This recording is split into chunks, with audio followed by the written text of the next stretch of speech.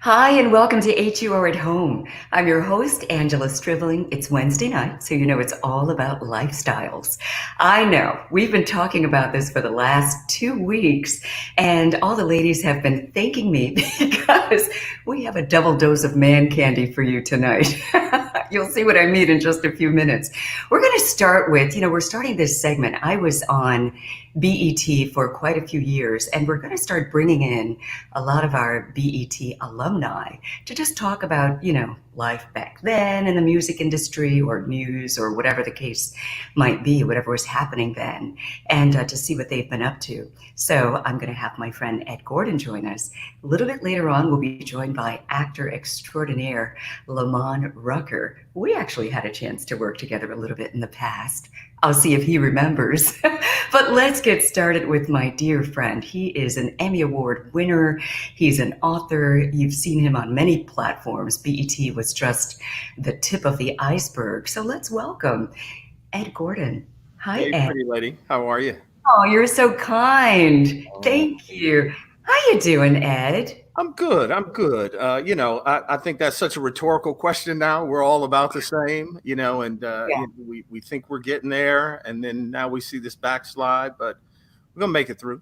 It's funny. You're right. I mean, it's unprecedented. We're all, kind of getting home and trying to figure it out. I've had a lot of artists on this platform, Right. and, they're typically touring all over the world right about now, and everybody's sitting at home, maybe singing songs, on Facebook, on IG. So I've seen you're pretty active on IG. Tell us about some of the things you've been doing Yeah, to keep your career going. yeah. I was late to the party for social media. I'm an old guy, and I was like, look, this is mess, but it's become the way of the world, right? So we all have to do it. So, like most of us, I use it as a platform. As you know, I released a book in February. Beginning of February was right in the midst of the book tour, beginning it when COVID hit. Mm. And it's called Conversations in Black. And I talked to over 40 of today's top leaders and influencers. And I wrote it as if we were all in a conversation. And ironically, the unfortunate incidents that our nation has been going through really have catapulted this book in a way that I had hoped, but certainly not on the backs of what we have seen. But, what we're seeing is really a sea change in how things are operating. We would not have been able to do this kind of conversation without a television station 15 years ago, a That's decade. right. And so now we're seeing that this is the way of the world. Everybody has a talk show. It- Everybody has a talk show. everybody's performing, and in a way that's great. And in a way, sometimes it's like not everybody can do everything. Well, But that's a whole conversation. But yeah, but it does open up, the doors and gives people an opportunity to voice their opinions and thoughts. And some people have been found. We know singers and actors and comedians that have been found this way. So all in all, I mean, there's some downside to it, but all in all, this is a great opportunity. I think though, we all could be a little more private. I mean, I think the fact that we saw Will and Jada feeling mm, like they had to come out with something that was obviously private because somebody else came out, and then everybody says, well, it's none of our business, and yet everybody wants to talk about them and right. wants to dig into what it is. So Well, August kind of made it everybody's business by coming forward, and I no, guess they certainly, felt certainly. like, well, since it's out there, let me tell my side. Now, do you think that it's a distraction? I mean, because a lot of people, are kind of saying, okay, don't take your eyes off of what's really happening right now in society in terms of Black Lives Matter, just the political, problems that we've had for so long. And, maybe we're making a little bit of headway when we're veering off a little bit and talking about Will, Jada, and August. Do you think that's getting us off the mark or? I'm realistic. I mean, people are people. We love gossip. We love, even during the civil rights movement, there was gossip going on. The world doesn't stop. Right. I do think we all should evaluate what's important to us. So it doesn't mean that we can't have entertainment during this time. It doesn't mean that, we can't and should seek joy during this time. Yeah. But what it does mean is that we really need to start to understand in our lives what's important, Yeah. and really, what social media also shows us, Angela, to tell the truth, is humans like to kind of wallow in the misery of other people too sometimes. Oh, there's no You question. know, so Black, we white, like it to doesn't see other matter. people Human. down in a way because it makes us feel better sometimes about our lives. So, but I do think we need to make sure that we don't fall into these traps. Yeah. And it's funny. I mean, who am I to judge? I mean, certainly my life has not been perfect. I've made mistakes. And I did post a little bit about Will and Jada and the entanglement.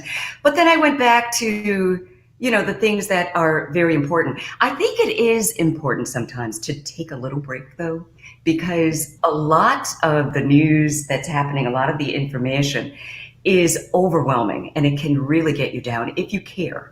And I care so much. And I found myself, though, getting so worked up about, all of it and overwhelmed. I had to just shut off the news for a minute and, seek out just some mindless entertainment. Well, yes, and we need that. But I think the one thing, George Floyd's death in particular, over and above Ahmaud Arbery, which really kicked it off, Right. and then of course Breonna Taylor, and we've seen, the kind of devastation that hits us, is Black folks now can finally say out loud, without feeling bad, without feeling weak, that we're tired. Yes. That we're really, all of us, no matter where you sit, from those who are captains of industries and CEOs of companies to, the brother who feels like, he doesn't have a future. There's no distance in between that tired. Yeah. We're all just tired of what And not only are we tired, white people are tired of it as well. I was so impressed by, the marches in Italy, the marches in Paris, and the marches all over the world, because they got to see these images over and over and over because we were all sitting at home. And, for the first time that I remember, people have joined forces with us. I mean, not, of course, to the degree that we're tired and pushing back, but I'm glad to see that other people. I'm glad to see it. Yet I think sometimes I wonder, okay, is this a fad right now? It's the thing to do. It's the popular thing. A year from now, we'll tell the tale. Are they still allies? Which I hate that term, but yeah, the media. And that's so true. With the protests in Washington, D.C., went on for a couple weeks. And where I live, it's a mixed area, mostly white. And, the protesters were almost all white in this neighborhood, and they kept it going. They were protesting for the 2 weeks, the Black Lives Matter. That made me, feel the same as you, that I have hope that it's not just a fad, that people are going to still stand with us, fight with us, because, like you said, people are saying enough is enough. Yeah, somebody asked me today on an interview whether I was optimistic, and I said, no, I'm not optimistic yet. I'm hopeful. I'm not optimistic yet. Well, from a newsman, you guys don't get optimistic. Yeah, but listen. Show me.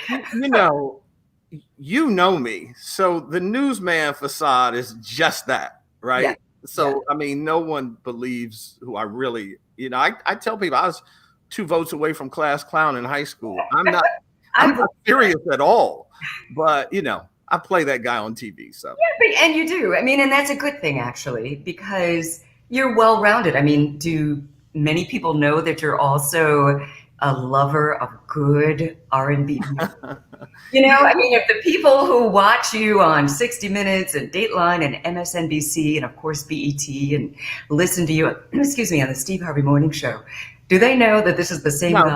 Listen, but you and I both know there's the person you portray, right? There's your brand, there's your image, there's your and particularly when I came up, to be a Black man in the business and to want to be someone that others took seriously, I had to take on that same persona that everybody else did, because when I was in the room, I'll never forget Deborah Tang, who has since left us and passed us away, but she was our senior vice president of news at BET, a wonderful lady, and really, made sure that I had what I needed.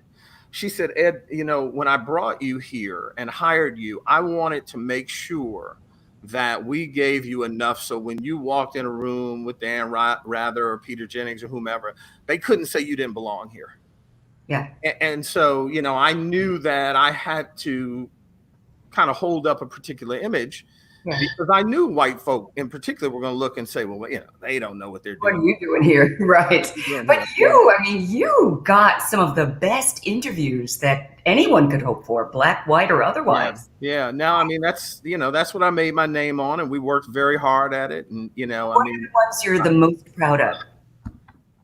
There's so many that I'm proud of. I will tell you that for me, the most special was Nelson Mandela.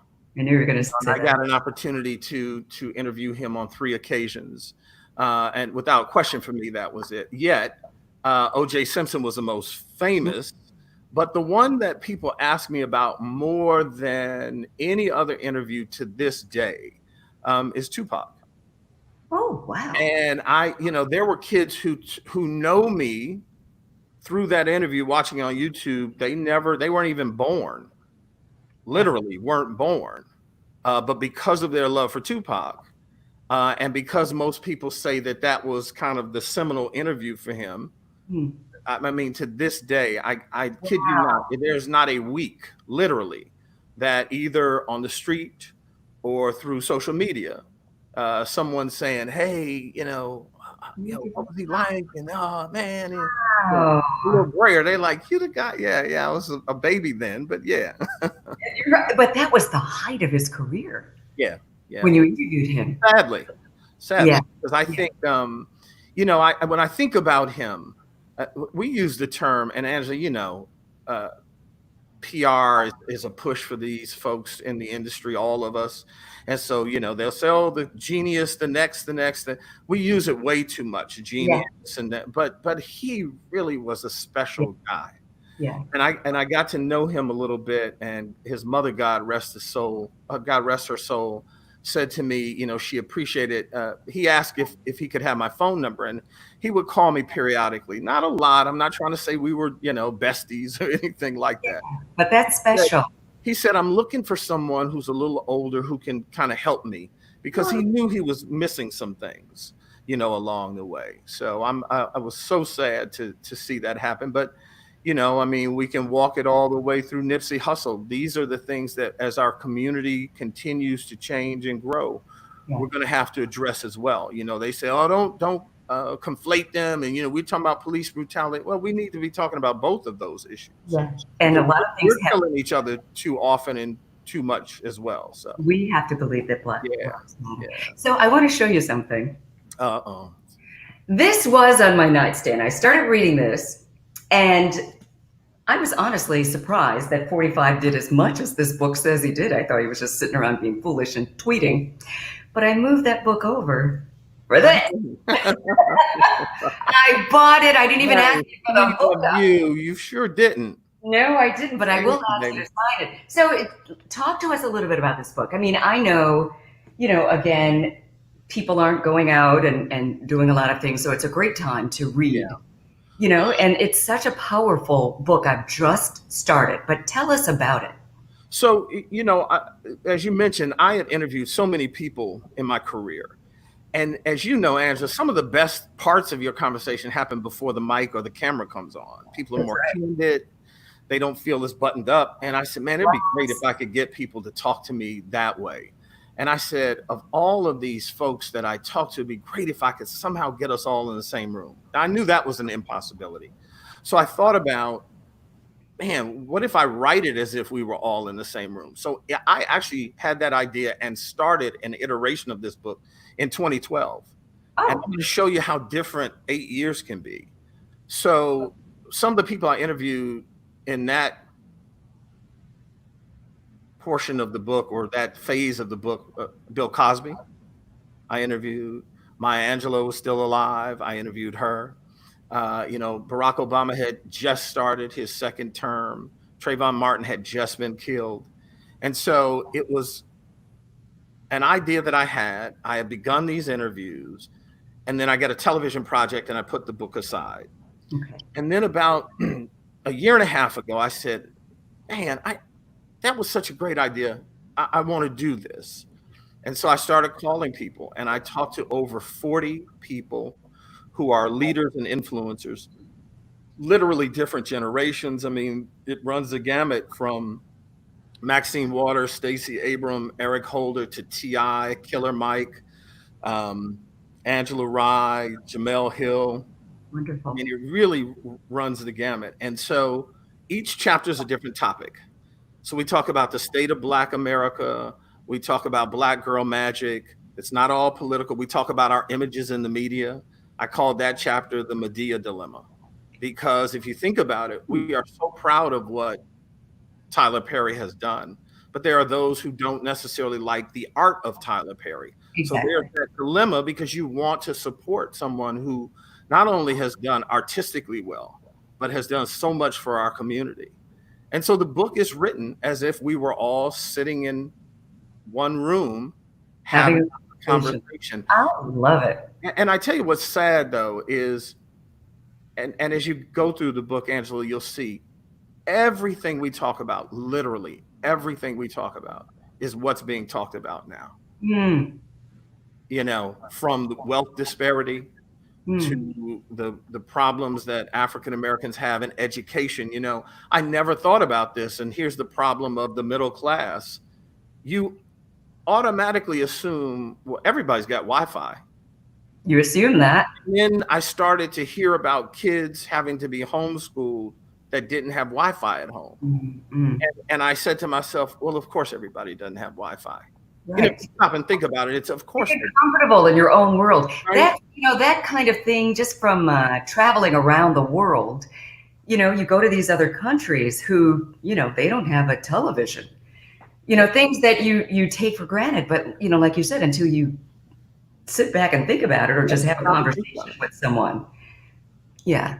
Yeah. So I'm really proud of the book. I'm proud of the candor that we have in it. I mean, all of those folks were very candid. We talk about the Obama years, we talk about Trump, we talk about the 2020 election.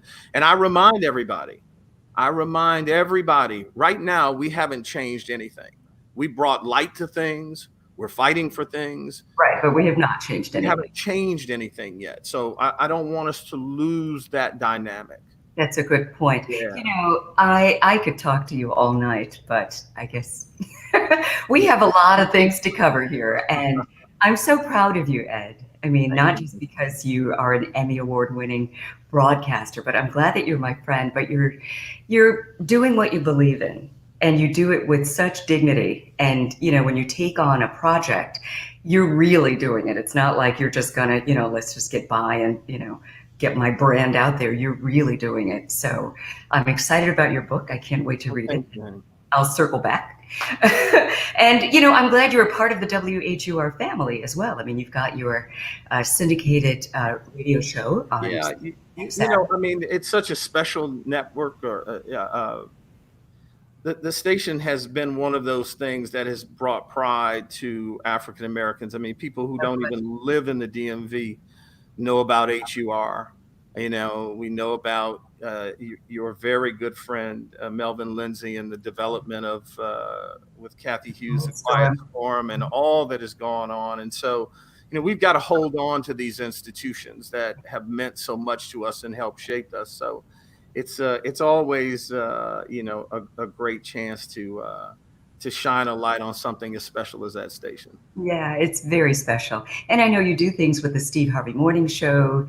You used to present at the Hoodie Awards. Yeah. And there's another young man who's going to join us this evening. Before we say goodbye to you, I want to bring him on so you two can at least. Yeah, that's my man. Bye. So Lamman Rucker, he is, I'm going to claim him in the DMV, even though he's from Pittsburgh. But he did go to Duke Ellington and spent a lot of time here. I've met his mom several times. And, it looks like we might be having technical difficulties. What happened? Yeah, so let's get to Lamman now. Come on, man. That Lamman. The ladies have been. Let me say this, though. Let me say this, though, about Lamman, and I've told him this. One of the great things about people like him is that there is a purpose to their art. So if you look at the kinds of people that he has played over the course of his career, right? Um, it isn't by accident. I mean, that is a concerted effort on his part Yeah. to make sure that he portrays positive images for Black men. And we need that. We definitely, and I mean, because you're in the industry, for a person of color to be meticulous about the roles that they accept is really saying something, because being an African American in Hollywood, you don't get a lot of roles. A lot of people have created their own roles. And you leave money on the table. Yeah. I mean, you leave money on the table to do what he's done. It's the same thing with news. So many people say to me, "Ed, you need to be back on. A couple of things. Roland Martin and Soledad O'Brien and I talk about this all the time. We get on if you support it. So when it's on, you need to support it, and to make sure that it's not just I get that if I do an interview with an entertainer, you're going to get bigger numbers ratings wise than if I do an interview with a politician. But if you don't watch both, then they're just going to lose the politician. You're right.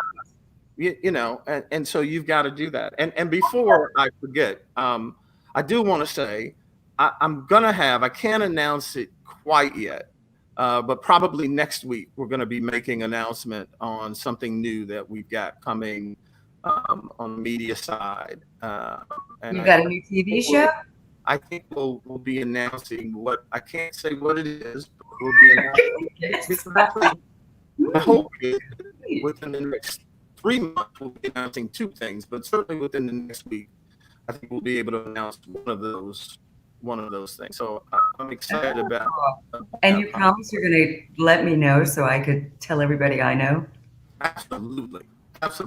So I don't know what's going on funny here with your. Oh, with me now? Yeah. Well, because I see you perfectly. Do you? Yeah, we'll just keep going. And now you're going to lose me and Lamman. I think it's just going to be the Angela Strickland show tonight.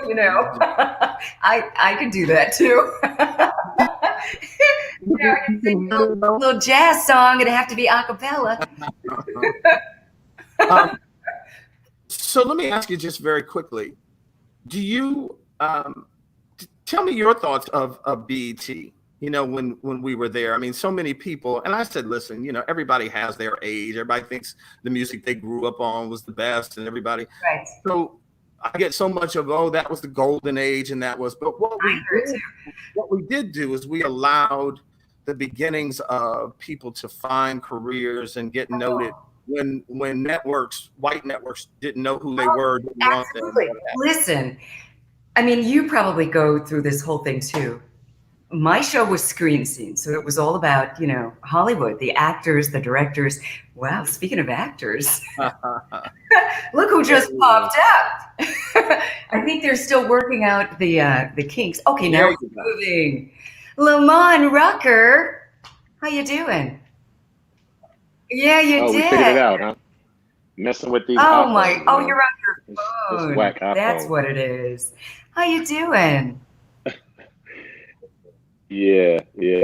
But I was in there on with y'all for a second, and then kind of you started glitching a little bit, and all of a sudden it started getting a little weird. It's getting a little weird. It's. I can see you all just fine now. Hope we can see you, okay. And it's kind of like stopping and starting, but we're gonna make this work.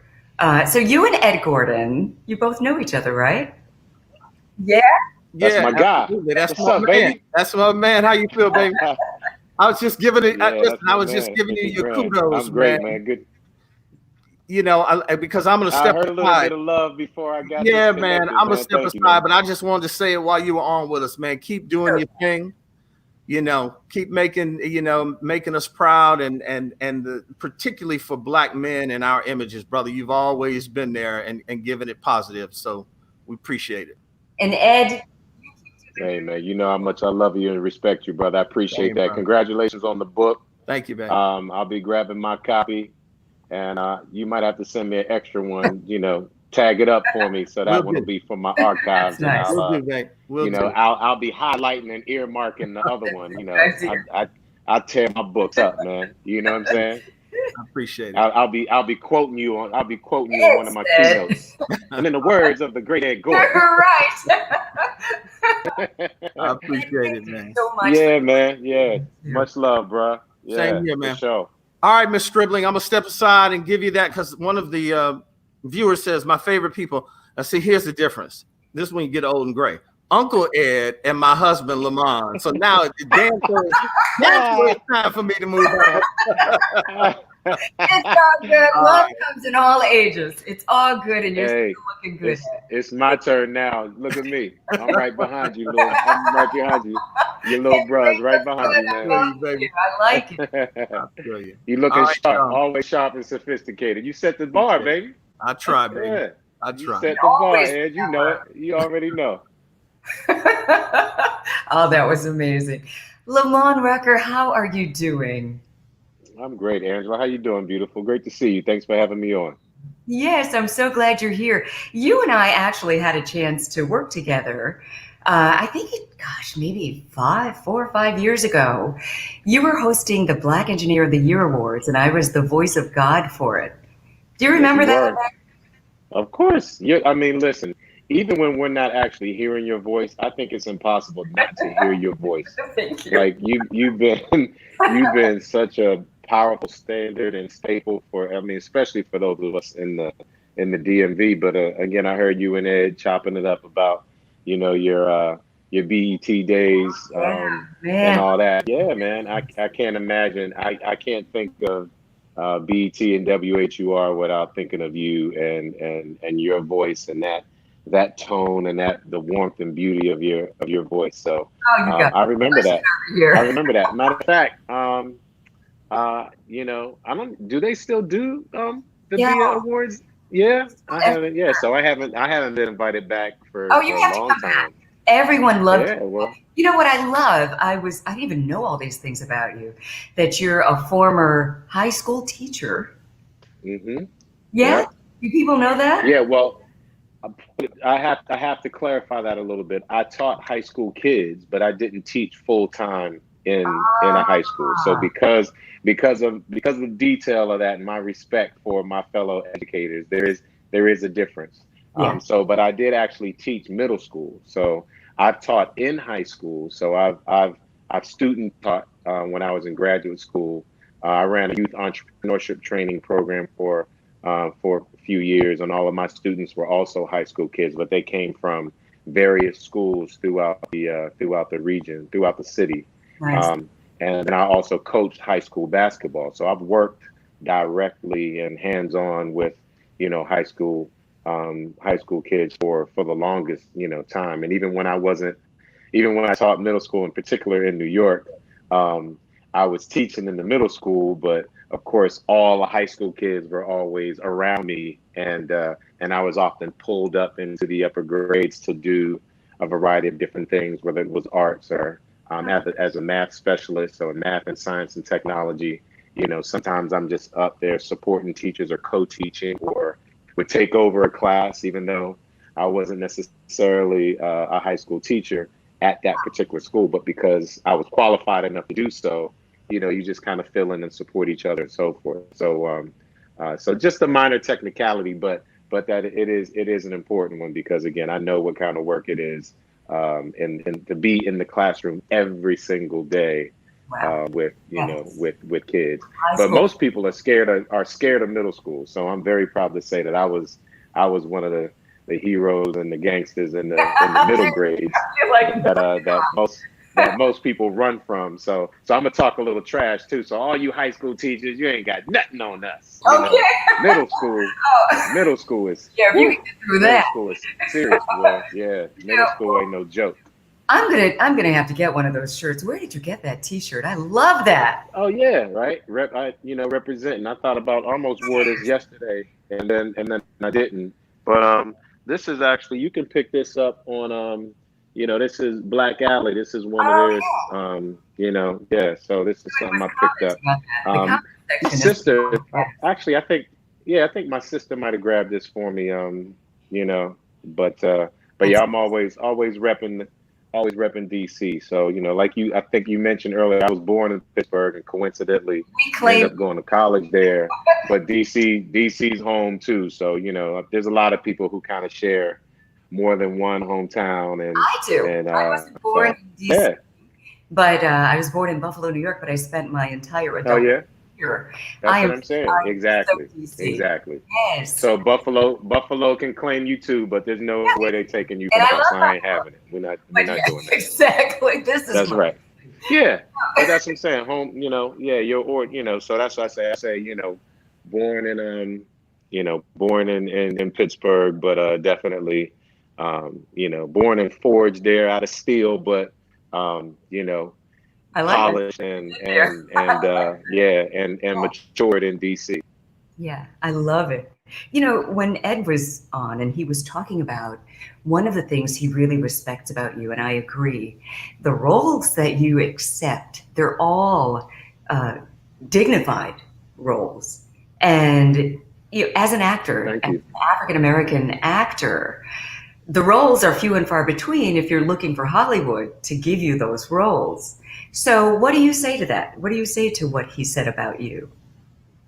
Yeah, well, first of all, that's what I've always appreciated about Ed. For someone as strong and successful and respected as he is, I think that's one of the reasons why he's also been so blessed is he hasn't hesitated to bless and uplift other people. Yeah.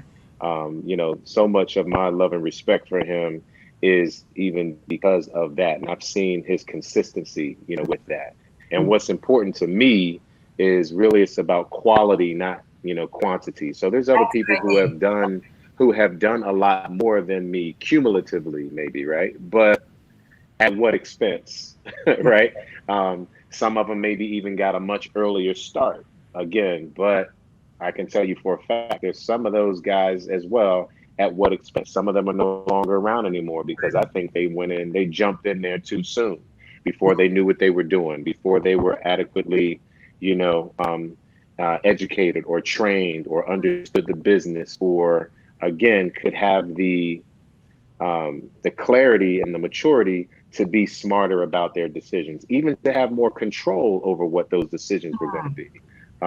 So I tried to be very careful about that, so that um, it's just as important to have the respect of my brothers as much as it is the adoration of my sisters, and just the same, it's nice to have the admiration of my brothers and also the respect, of my sisters. So some guys are in this only to have the women screaming their name, and or egotistically to be able to puff their chest out against other, when there's other men around. And that's never been my approach. So I've always tried to be very mindful, very intentional about the fact that I'm representing all of us. I'm representing every place that I come from. I'm representing both of my hometowns. I'm representing, all of the generations prior to me, the generations that come after me, especially because we're talking about art forms. These images are going to be imprinted and archived indefinitely in infinity. So you got to be very responsible about what you have agreed to, what you've agreed to say, what conversations you've agreed to be a part of, what images you've agreed um, to perpetuate, And I believe if you're not part of doing something that's positive and powerful and healthy, and if you can't stand with and beside an Ed Gordon and have an educated conversation and be just as proud of your work as he is about his, Right. then you're doing something wrong. So that's why, I always show him love and other brothers like him, because again, however so many years ahead or behind anyone is of the other, we got to understand that we're listening, we're watching, we're setting an example, we're accountable to each other, all of that. And the encouragement, the love, support, the empowerment is just as important as as it is that everybody wants to kind of do well for themselves, right? But you got to understand that you're part of a whole. Right. And my work has always been about that. I've been raised that way. I was trained that way as an artist. Thank God. That's one of the reasons why I shine on the Duke Ellington School of the Arts so much. Absolutely changed my life. And because those are the kind of principles we were taught and raised with, which is you come out here to give something away, and you have a responsibility to things that are bigger than you and greater than yourself. So be very, very careful and very mindful about falling off and creating a value system that is really going to be detrimental to yourself and to other people.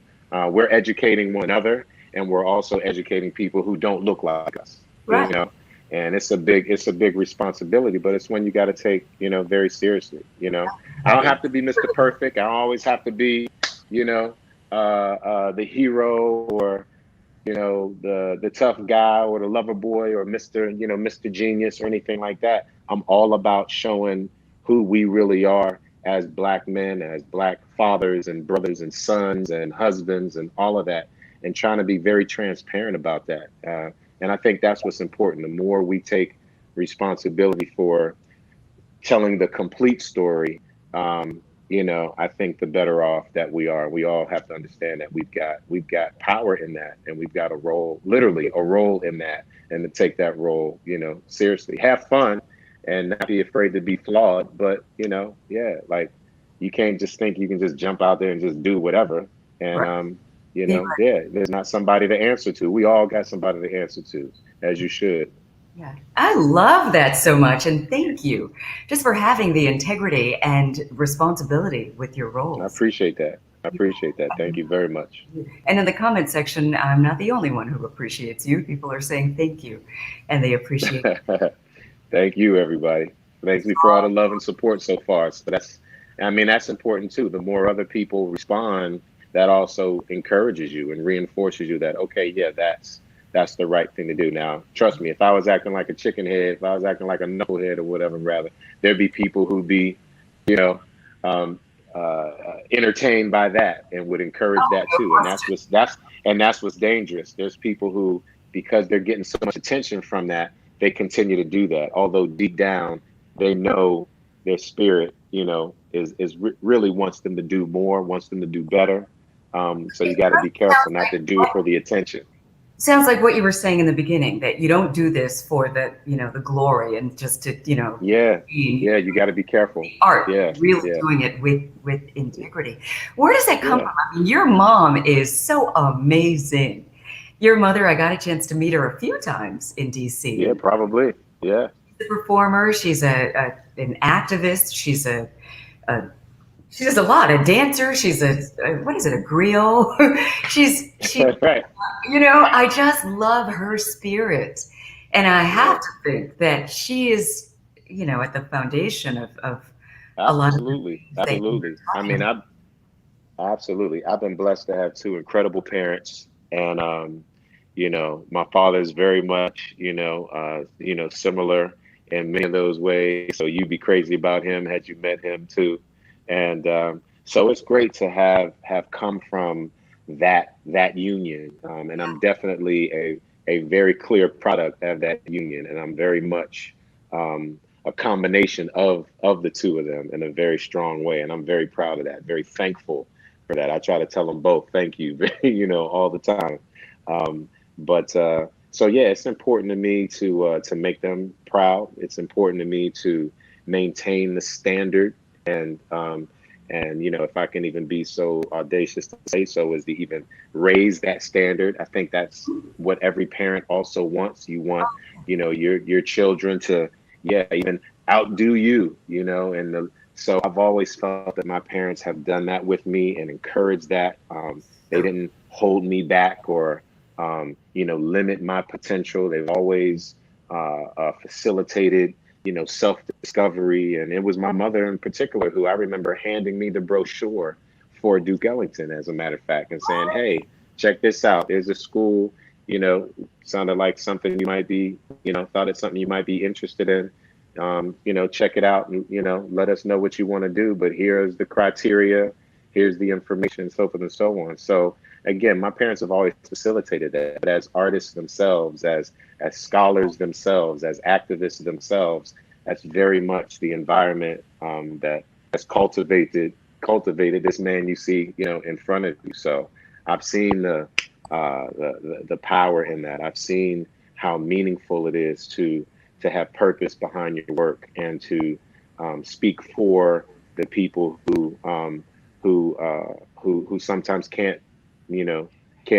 aren't always spoken for, or whose voices sometimes can even be muted. I think you've got a responsibility when you're in a position to have the access that you have, or whose or whose voice, or whose volume, whose timbre has right, resonates a little differently, or because we've got a platform, or we've got a celebrity, or what have you. I've understood that regardless of whether or not anybody knows your name or your face, there's still always work to do, and that work is just as profound, just as important, and has to have the same level of discipline and and value system to it as well. So that's why, no matter what, whether I'm working or not, whether people have even before you knew my name, I was this same dude, who Love was that about you. just exploring his creative spirit and using the gifts that God gave me, the skills that I've developed, the wonderful people that have been around me, whenever access I had to opportunity, or to make some kind of impact or positive change. I was always invested in that. And I do that as well because I'm a result of people doing the same thing. I was the kid on the other side of this equation throughout my life. I know and see and understand what that impact and that importance is, because I benefited from it just the same. So when you really start to understand that, then you understand that, okay, as I evolve and as I mature, I gradually start to see myself at a slightly different position in that exchange or in that cycle. But no matter what, you're always part of the cycle. It's a circular thing. It's not always a linear thing or a binary thing. It's not like a to and fro. It's information and experience that flows and cycles through so many different people and so many different elements of our lives. And there's nothing better than just continuing to move and see and understand what your impact and what God's asking you to do in so many different ways. I think he gives us information and education and access and relationships and courage. And you spoke to it earlier, mistakes and, wounds and scratches and scars and all of that, all for the purpose of continuing to form us into, the vessels and the vehicles that, that we were designed and ordained to be in the first place. So the theater and film and television and music and dance and these things, they're just one set of tools that I've been blessed with to do the work. And it's been a real joy to do so. And I absolutely learned that from my mother and father. That's so beautiful. I mean, there's so many things we can talk to you about. Jacob Greenleaf. Of course. I have been binge watching, and I was kind of late to get on board with the show, just to be honest. And That's all right. Better late than never. That's why we stick around for a few years now. But Yeah, I man. started back up this season on the 23rd, I think, of June. And but is this the last season? Say no. Yeah, yes, it is. It's the final season. So someone was asking, when are you going to start directing? You know what? That's an excellent question. And I've actually been directing for a little while. I haven't done any primetime television yet, but I'm actually working on a couple things, even that I'll probably do, this fall, or even maybe before the summer's out.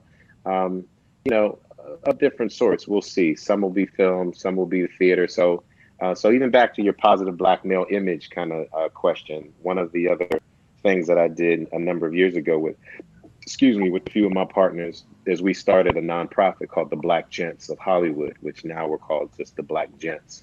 So what we're going to do more through that organization as well is we're going to do more arts programming, more educational programming, more deliberate and intentional on the ground activism and policy work, and working in through organizations, more looking to work into high schools and even professional athletics and other environments where this influence and training and education of men of color, and this protection and reinforcement and preparation is really, really vital.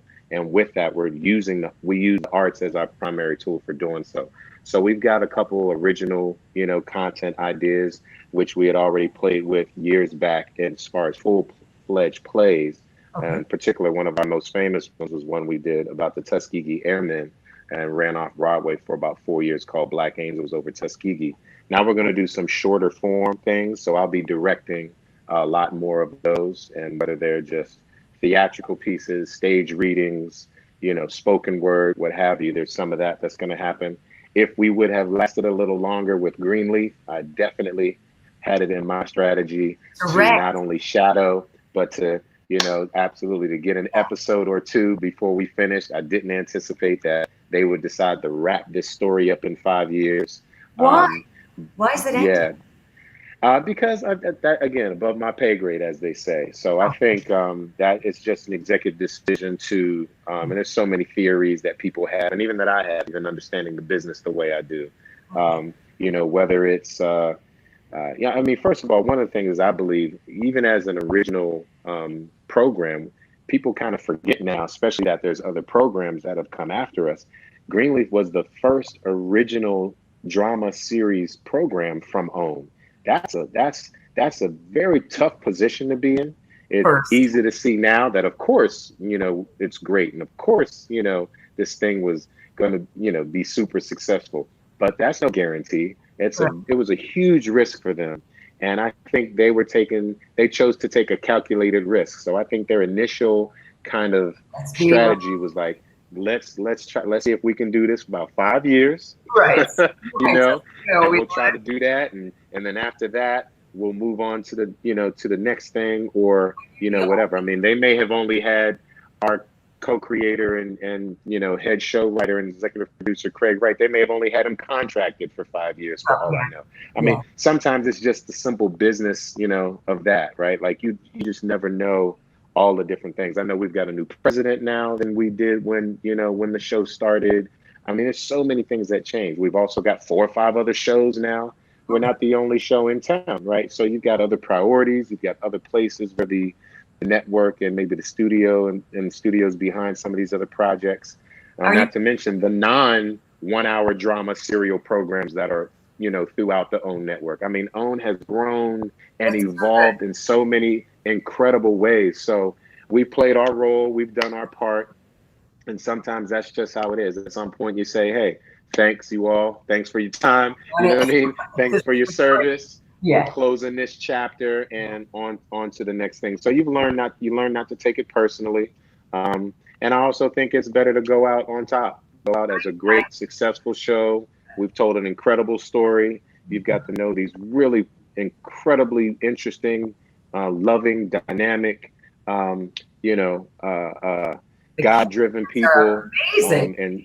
And seeing them through these journeys in their lives. And, you never want to draw it out too far, right? You don't want to overstay your welcome, I guess, either. Well, so it's probably better to have people wanting more and then, and give them that later. But so who knows what this new dose will be? Rumor is, right, that they're working on a spinoff, and let's hope, Jacob Greenleaf, pray for Jacob in that regard too, and hope that he's still in that conversation. That'll be fun to continue, his evolution. He's been a really, really beautiful man to portray and to bring to life and to fight for, and to show his his pain and his journey and his trial and tribulation, but his joy and jubilation at the same time. He's magnificent man, and I can't wait to see how he's going to continue to evolve this season.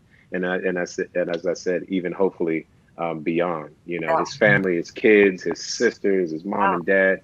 I mean, there's so many people in the conversation. It sucks to see it come to a close, but it's going to come to close with a bang. Y'all are in for something. Oh, You're in oh for a my treat. That's gosh. for sure. I So hate stay that. on board. Buckle up, Angela. I'm trying to tell you I'm now, you ready better for buckle it. up. Buckle up, baby. Buckle up. Ready to buckle up. Well, you Buckle up. first came on a lot of our radar with Tyler Perry's Why Did I Get Married to, I believe. Not till then? Uh, Yeah, that's okay. You can I'm say sorry. it. You can say yeah, but that's Well, I no, mean, it's okay. for me, I yes. didn't mean to say that. I didn't mean to say that I was like I was offended, but that's yeah, Oh, okay, no, yeah, I hope you're that's not. true for a lot of people. But for me, that was when I really Yeah, took note, took right. notice of you. And Yeah, but I'm before that, thankful for that. a lot of You know, people, I'm sure a yeah, lot I'm of people thankful for that. I'm forever obligated. For that. He absolutely, you know, took it to the next level for me. I think 100%. I got. so. Yeah.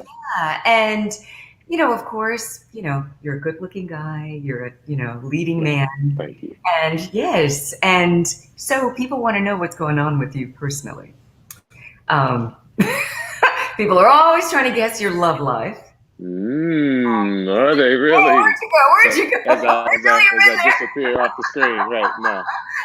I mean, and of course, you have the option of answering or not answering, but I have Oh yeah, to ask no, the question. it's all good. Trust me, I've been asked this question So, my for first question years. is, are you married or single? I'm absolutely married. So, you are married. Yeah, Okay, so yeah. see, that wasn't so hard. So then forget No, the rest no. of the questions I was going to ask about that. All the other questions are, oh, if not, Please. then dot dot dot. Right? That's Well, funny. congratulations. Now, That's I funny. mean, Thank you. you're probably a very private person, but is Yes, she I am. business or no? No, no, no, Okay. no. She's not. Yeah. And that's all he's saying about that. Okay, that's fine. We'll move on.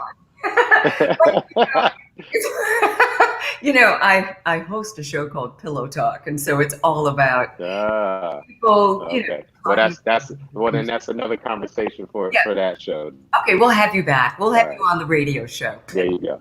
All right, that'll work. More That'll free. work. Just I'll give you a little bit. I'll give you a little bit more then. How's a that? little more insight. Like, Right. man, I had all these other questions I was going to ask you about that. Well, I mean, some of them you might be. I mean, throw them at me. We'll see. Well, I just want you to clear something up. Okay. Yeah. Okay. So when you were on the set or when you were filming, Why Did I Get Married to? There were stories going around that you were dating a couple of your castmates. Mm-hmm. Look at your face. And Opportunity to say yay, nay, or none of your business. Trina, the Trina character. no, I do not make it a habit to date my leading ladies. I've yeah. So I think for me that's I consider it unprofessional. And I also think it kind of muddies the water. Not to mention, if you're going to be planning on being in this business for a while, I'm not really trying to be that dude that dated her and her and her and her and her and her. You know what I mean? Yeah, not and it can create issues at work, and it's also been to my convenience, I guess, or maybe my safety, I should probably say, that most of my leading ladies have again been married or been in committed relationships or whatever. So well, and that hasn't always mattered, believe that. Because some women are like, look, I don't care. That's however long we're gonna be doing this, let's make it happen. Yeah, trust me. There are times where that doesn't matter whatsoever. But yeah, that's part of what I was saying. It's actually connected to what I was saying earlier. Just being principled, having some self-discipline, not being, greedy, selfish, and Careless. and irresponsible. Yeah, it's just like focus on what you're doing. Trust me, I appreciate the gorgeous women that I've been able to call my girlfriend or wife or love interest on camera. I've been incredibly privileged. It's been very easy for me to come to work all these years, and for so many different reasons. And so yeah, but that's something I've always tried to be very, very careful of, and very mindful of, and respectful of. And I can also understand why people think so, because they see the chemistry, or they see a couple that they want that to be true, Right. because they love what they see, and they love those two people individually. And oh, how dope would that be if those two people were actually together? And I get it, and truthfully, there's times, even, sometimes there've been quite a few times actually where my love interest and I sometimes have even flirted or joked, would be like, girl, you better be glad, you better be glad you married, or you better be glad I got a girl, because if these circumstances were different, me and you might be in here, we might be in here wrestling. We might be in here wrestling. But you know what? I'm so glad that you. But that's part of the fun of it, though. Yeah, As Anthony said, hi, Frenchie. That means you did your job well. I mean, I'm so glad that you addressed it, because it's true. It could get really messy. What if it doesn't work out, and you're still, you kind of work together, and you've got these. I mean, y'all see it. You see it. Look at so many other people throughout this industry. You know what I mean? It'd be great fodder for you, but with all love and respect for you, I'm not trying to be, on your subject line, too many times or in too many ways. And some people really just make a habit of it. And that's never been my desire. I've always wanted to be very careful about, again, when you talk about even the choices and the opportunities that I've had when it comes to the professional work that I've done, I've tried to be very careful as well about who I choose to date and be with, or be associated with, whatever, in that way. Sometimes somebody might just see me being a gentleman, and I'm holding a good friend of mine's hand as I'm walking her to her car, or they see us having a real fun, affectionate conversation, and they're like, okay, there's no way, looking the way she looked and looking the way he looked, there's no way something's not happening. And no, ain't nothing happening. Yes, we very much care about each other. We might be well aware that the other person is attractive, but we're not attracted to them in a way that we can't just be friends. We can't just care about each other and maintain, the proper personal and professional boundaries. So you got to be smart about that. Trust me, everything that glitters ain't gold. I've dodged a lot of bullets, thank God too. But I can also say, the women that I have dated, and now even in particular, the woman, that I chose and chose me, I'm very happy with the choices that I've made, and the commitments that I've made. So, I thank God for all of those blessings, because again, I think personally and professionally that that's really helped to have my life and my career and my spirit and all this energy just moving in a particular way that that allows me to be healthy, and I mean that in all the senses of the word, and to be wealthy as well, in ways that aren't tangible and aren't monetary at all. To have a very, spiritually, emotionally rich life that has balance, that has fulfillment, that has still a lot of excitement, and all kind of future things still yet to actualize and realize, but yet very proud of what I've also accomplished thus far. So couldn't have done it without you and people like you who I've shared the stage with, or who have just been there behind me, like I said, encouraging me, empowering me, supporting the work that I've done. You also have to be, you got to be smart. You got to be smart. And I think everybody benefits from you being smart, not just you. Everybody benefits from you being smart. And your life, it's kind of, you're all in the flow. I mean, everything that you do is kind of in the same spirit, and that goes a long way. And I love the fact that you have an opportunity to speak to other people. You're on the speaker circuit, I guess, when you can. Now nobody's speaking on any circuit, but now everything's virtual, or hopefully transitioning sometimes a little bit more virtual. But yeah, a lot of that has changed, and trust me, there's countless gigs and engagements and events that have just gone away. I mean, would have been, touring in a sense, like for the last several months, very, very fervently. It's very, I mean, one of the busiest times of the year would have been between, say, April and October. So, I mean, this is a very challenging time Yeah. to be out of work. Yes. Not to mention when I'm not on camera, these are the other things that I do. These are my other areas of expertise and the other industries that I'm passionate about, and the other way that I have other streams of income, or building other relationships, and cultivating existing projects, and you're always kind of in the flow. So like you said as well, but it's tough when you kind of run into Something like this. not being in the flow, and all of a sudden it's a dam. How do you Stop. adapt?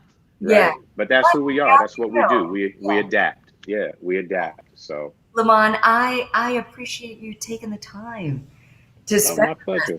you are at home, and I know that you've got some other commitments this evening. We could talk to you for hours. Tell everyone how they can connect with you on social media. We just want to support everything that you're doing. Yeah, actually, even everybody that's hanging out right now, you can kind of flip over to my IG on Instagram. So I'm getting ready to go live. I'm doing this will be a weekly conversation I'm going to have with my buddy Ed Long Jr. And we're kind of going to talk about our whole preacher's kid conversation. So it'll kind of be like a weekly Greenleaf wrap up, and just some really powerful conversation and fan interaction, relevant to some of this experience in as young men growing up in a faith-based family, and then just other themes and current events and so forth. And so outside of that, or actually with that, you can go to at Lamman Rucker Official, LAMMANRUCKER Official. That's my Instagram, and everything else is just at Lamman Rucker across the board. My nonprofit that I mentioned is called the Black Gents. So at the Black Gent, THEBLACKGENTS. I'm also starring in and co-producing a film called This Love Wins, which is beautifully written and directed by a young lady named Hope Allen. And you can go to This Love Wins movie. So that's a film I'm really excited about. And then there's another project called Albert and Paul. You can go to Albert and Paul Film for more information about that, and a couple other things kind of in the work. So always keeping my hands, getting them, always keeping my hands clean, keeping my nose clean, but always getting my hands dirty. They're good. I mean? Keep That's, doing that. Yeah, Well, exactly. So those are a few things that are going on, but anywhere you hear my name or you see my face, check to make sure it's authentic, right? It's not an imposter or not somebody trying to pimp my face or my name for something, because it happens. But whatever I'm engaged in, please, come out, engage, get involved, support. You can go to This Love Wins, movie and donate, to help, bring that film to fruition. Beautiful family movie, a lot of fun, dealing with, again, family, the creative ways that we define and create family. And in particular, also focusing on the challenges and journeys and adventures in adoption and our young people in foster care. Albert and Paul is about the friendship between Paul Robeson and Albert Einstein. So those are two projects, really excited about. And, again, I'll be directing and all that, more and more every chance that I get. I'm also writing another script, co-writing that with my buddy Greg Allen, and that one's called Traces.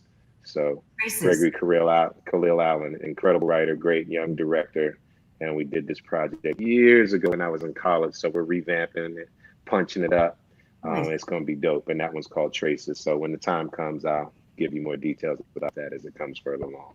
Lamman, you don't just sit around. You're busy. Nope, I ain't got no time. Yeah, I'm starting my doctorate. I'm all kind of stuff, man. Yeah. Wow. So I love you. So Got your you'll be able to officially be able to call me Dr. Rucker. Down the line.